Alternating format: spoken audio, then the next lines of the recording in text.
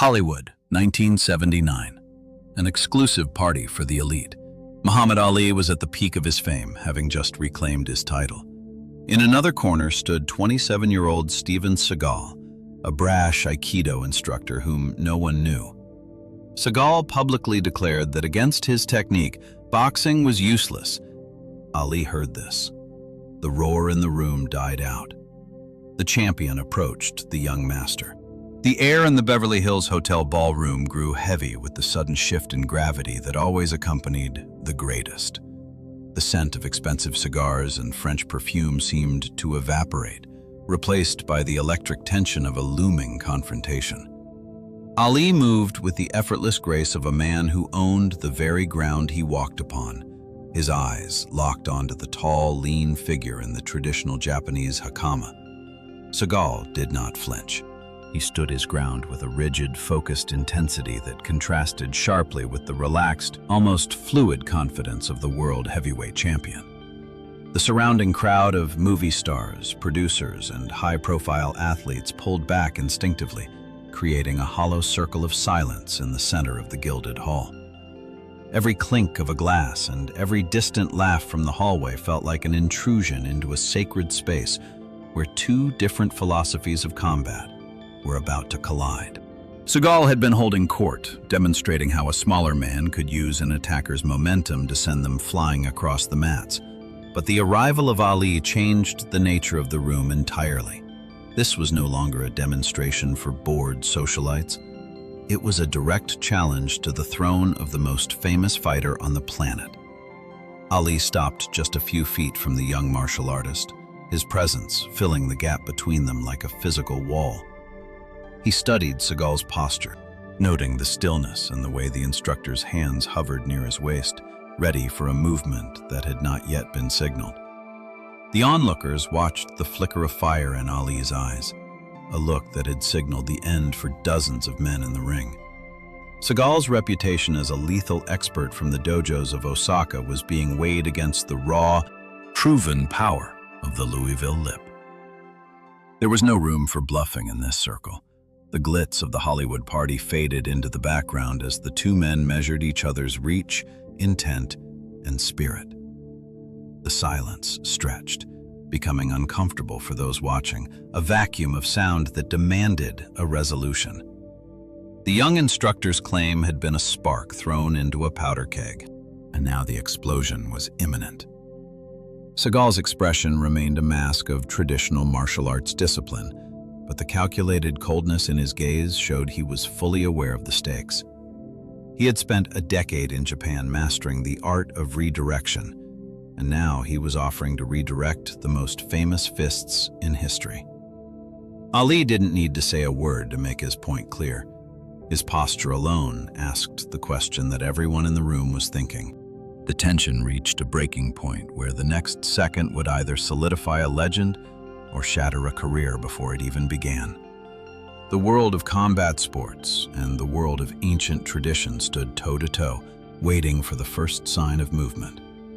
The high-ceilinged room felt smaller, the lights brighter, and the stakes infinitely higher as the champion finally closed the remaining distance, forcing the young Aikido master to either back down or prove the impossible. This was the moment the myth was born. A collision of egos and disciplines that would be whispered about in training halls and film sets for the next 50 years. The challenge was no longer about words or theories. It was about the cold, hard reality of a fist and the space it occupied in the air between two masters. The crowd froze. Seagal waited for Ali to take a stance, but the greatest made a move that broke the script. He lowered his hands. He was not going to defend himself. Ali looked Seagal in the eyes and told him to strike him first, right in the face, with all his might. This was the trigger. Seagal's entire image before the producers and stars hung by a thread. To back down meant admitting defeat. The psychological weight of the moment shifted entirely onto the shoulders of the young instructor. He had spent the evening explaining that Aikido was a reactive art, a system designed to neutralize an attacker's aggression by using their own momentum against them. By refusing to attack, Ali had effectively stripped Seagal of his primary weapon. The world champion stood perfectly still, his chin slightly upturned, offering a target that had eluded the fastest heavyweights in boxing history. There was no bouncing on the balls of his feet, no snapping jab to keep the distance, and no defensive guard to penetrate. It was an act of supreme confidence that bordered on the supernatural. The socialites and industry moguls held their breath, sensing that the air in the ballroom had become thin and brittle. Seagal felt the cold reality of the trap Ali had set with nothing more than a calm gaze and a relaxed posture. If the young master failed to strike, his claims of martial superiority would be dismissed as empty theater. If he did strike, he would be the one initiating the violence, violating the very core of the pacifist philosophy he had just been preaching. The stillness of Ali was more intimidating than any flurry of punches could ever be. It was a vacuum of intent that demanded Seagal fill it with his own aggression. The young man's hands remained open, his fingers twitching slightly as he processed the impossibility of the situation. He looked for a crack in the champion's armor, a sign of hesitation or a flinch that would give him an opening. But he found only a wall of absolute certainty. The glittering lights of the chandeliers reflected in Ali's dark eyes, which seemed to see through the technical layers of Seagal's training and into the raw nerves underneath. Every second of hesitation felt like an hour to the onlookers, who were used to seeing Seagal as the dominant force in the room. The power dynamic had inverted without a single blow being landed. Seagal realized that this was the true nature of the man who had faced Foreman in the jungle and Frazier in the heat of Manila. Ali was playing a game that existed far beyond the physical realm. Strikes and blocks. He was testing the spirit of his opponent, forcing him to choose between his pride and his principles. The tension reached a fever pitch, vibrating through the floorboards and into the soles of the guests' shoes. Seagal knew that the eyes of the most influential people in Hollywood were recording every micro-expression on his face. He had arrived at the party as a rising star, a man of mystery and lethal skill, but in the presence of the greatest, he was being reduced to a student facing a master. The silence was no longer a lack of noise. It was a physical pressure, a weight that threatened to crush the reputation he had worked years to build. Ali did not move a muscle, his breathing steady and rhythmic, as if he were resting in a quiet garden rather than standing in the center of a high-stakes confrontation. The challenge was absolute, and the consequences of the next move were irreversible. Seagal tightened his grip on the floor with his toes, his mind racing through thousands of hours of training in the dojos of Osaka, searching for a solution that didn't exist. He had to cross the line. He had to become the aggressor against a man who refused to fight back, or he had to walk away and live with the shadow of this moment for the rest of his life. The decision crystallized in his mind as he drew a final, sharp breath, shifting his weight just enough to indicate that the choice had been made. The script had been torn up, the rules had been rewritten, and now there was only the raw truth of the moment left to face. He prepared to launch the strike that would either validate his life's work or prove that some legends were simply too large to be touched by mortal hands, Seagal decided. He shifted into an attacking position. This was not a sparring session, but a real strike from a master who had spent 10 years learning to kill in Japan. He put all his mass and speed into the blow. His fist flew straight toward Ali's jaw. The guests stopped breathing. At that moment, time slowed down to milliseconds. The polished floor of the ballroom seemed to vibrate under the sudden, explosive tension of the young martial artist's movement.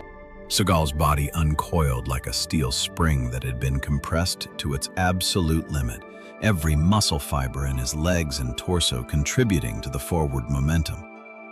This was the legendary precision of the Osaka dojos, a strike designed not to score points but to end a confrontation with finality. The trajectory of the fist was a straight line of lethal intent, cutting through the heavy, perfumed air of the Beverly Hills Hotel. The stars of the silver screen and the giants of the industry stood paralyzed, their eyes wide as they witnessed a collision that seemed to defy the social graces of the evening. The blurred motion of the white sleeve of Seagal's uniform was the only thing visible as the distance between his knuckles and the champion's face vanished. Ali remained eerily still, a statue of bronze flesh under the glittering chandeliers, his hands still resting at his sides in a gesture of total vulnerability. The sheer audacity of the attack sent a shockwave of cold realization through the crowd, as they understood that this was no longer a demonstration but a raw, unscripted moment of combat. The sound of the punch cutting the air was a sharp whistle, a testament to the velocity Seagal had achieved in such a short space. His teeth were gritted, his focus narrowed down to a single point on Ali's chin, the target he had been dared to hit. The physics of the room seemed to warp around the two men, the background noise of the party fading into a low, distant hum. To the onlookers, it appeared that the greatest had finally waited too long, that his legendary reflexes had finally been outpaced by the hunger and discipline of a younger, faster challenger. The trajectory was perfect, the timing was impeccable, and the power behind the strike was enough to fell an oak tree. Seagal's feet were firmly planted, his weight shifting forward to maximize the impact, his shoulder rotating with the mechanical grace of a professional assassin. Every eye in the room was fixed on the closing gap, counting the fractions of a second before the inevitable sound of impact would echo against the high ceilings. This was the precipice, the edge of a cliff where a new legend would be born, and an old one would be shattered. The air felt electric, charged with the kinetic energy of a man who believed he had found the one opening in the armor of a god. The white-hot intensity of the moment burned into the memories of everyone present, a snapshot of high-stakes reality in a world of make-believe. There was no room for error, no possibility of a retake, and no safety net for either man. The fist continued its relentless path, a blur of skin and bone destined for a collision that promised to change the history of both men forever. The millisecond stretched into an eternity of anticipation, a frozen heartbeat in the center of Hollywood, as the world waited for the inevitable crash of the strike that would prove once and for all if the philosophy of the East could truly overcome the power of the West. Seagal felt the heat of Ali's skin as his knuckles brushed the very edge of the champion's aura, his mind already calculating the victory, his body fully committed to the destruction of the myth. The arc of the punch was a masterpiece of kinetic efficiency, a testament to a decade of grueling labor in the shadow of the rising sun, now brought to bear against the greatest athlete of the century in a room filled with the most powerful people on Earth. The collision was a breath away, a hair's breadth from total success, as the world watched the second before the crash with a terrifying, absolute silence that seemed to swallow the very light of the room. Ali made a micro-movement, a tilt of the head by 5 centimeters. Seagal's fist sliced through the air a millimeter from the champion's ear. Seagal flew forward by inertia, losing his balance. At that moment, Ali raised his left hand and simply placed his index finger against his forehead. Minimal pressure. Seagal, unable to stop, fell further, nearly collapsing. The martial arts master was completely disoriented by a simple touch.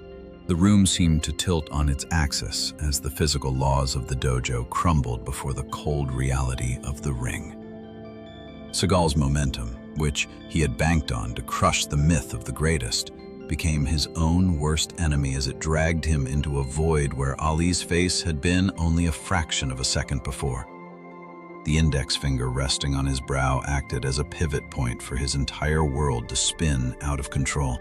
It was not a punch, not a shove, and not a strike, but a gentle, almost mocking correction of his trajectory that felt heavier than a lead pipe.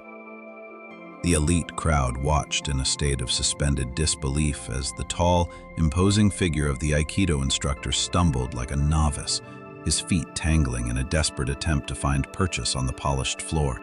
The white silk of his sleeves fluttered uselessly as he overextended, his center of gravity betrayed by the very man he had intended to neutralize. Ali stood rooted like an ancient oak, his feet having never moved from their original position, his expression one of calm, analytical detachment.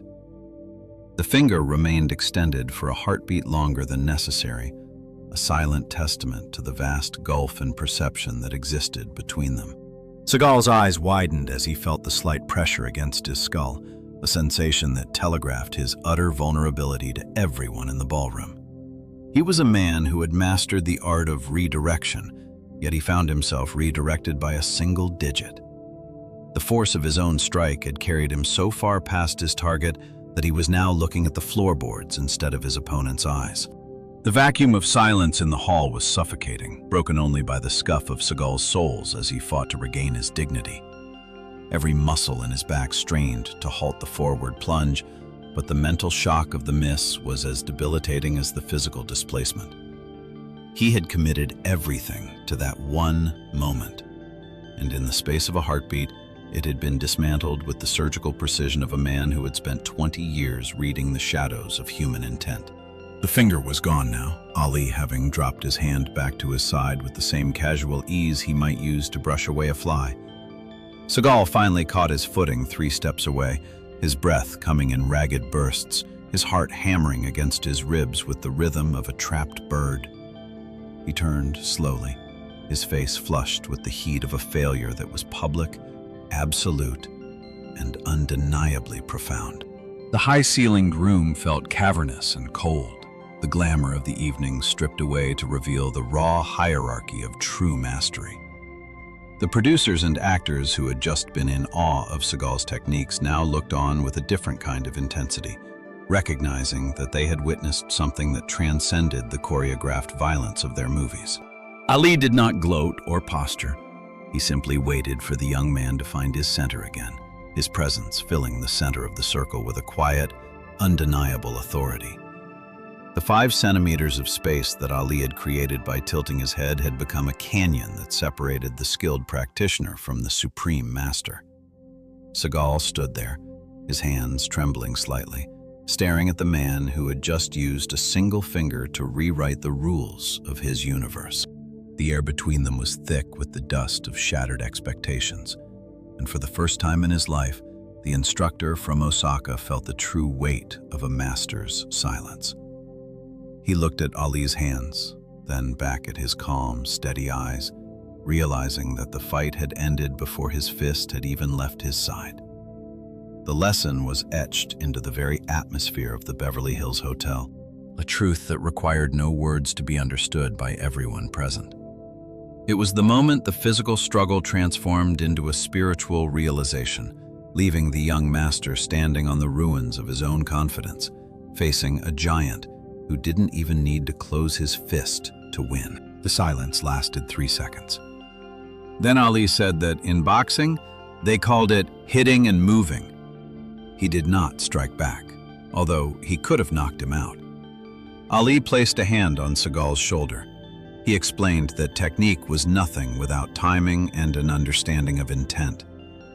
Ali had read the punch even before Seagal had decided to throw it. In that moment, the hierarchy in the room was restored forever.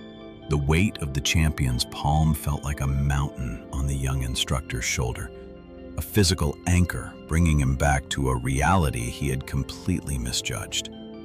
The Hollywood elite watched in a trance, witnessing the transition from a combat scenario to a profound transfer of wisdom.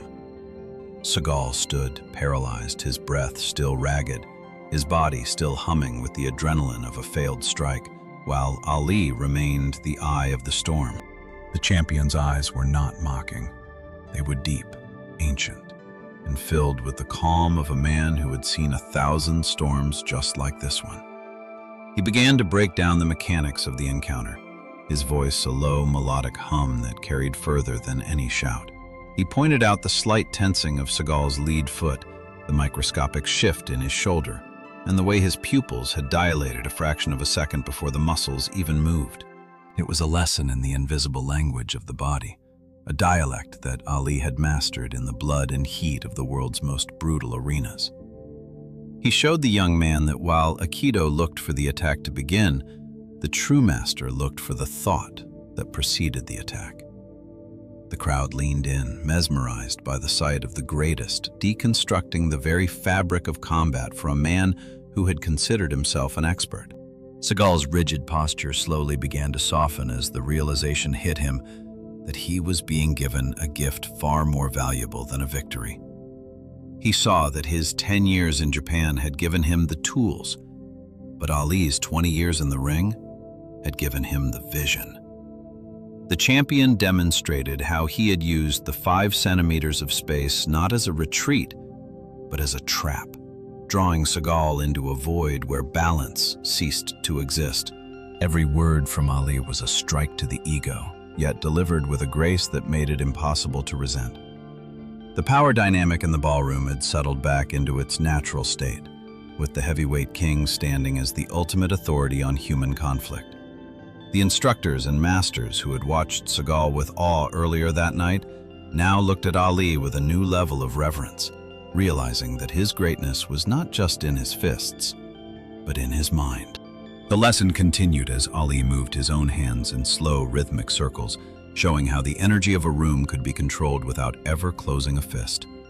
He spoke of the rhythm of the heart and the cadence of an opponent's breath, secrets that were usually kept behind the closed doors of elite training camps. Seagal listened with an intensity that bordered on the religious, his eyes never leaving Ali's face as the layers of his own misconceptions were peeled away. The tension that had nearly led to a violent clash had dissolved into a moment of pure education, a rare bridge between the traditions of the East and the raw pragmatism of the West. The air in the Beverly Hills Hotel grew warmer, the shadows of the chandeliers dancing across the faces of 2 men who were no longer rivals, but a teacher and a seeker. Ali's hand remained on Seagal's shoulder, a gesture of brotherhood that solidified the young man's place in the room while simultaneously reminding him of the vast distance he still had to travel. It was the ultimate demonstration of power through restraint, a hard lesson in the fact that the most dangerous weapon in any fight is the one the opponent never sees coming, because it exists within the soul.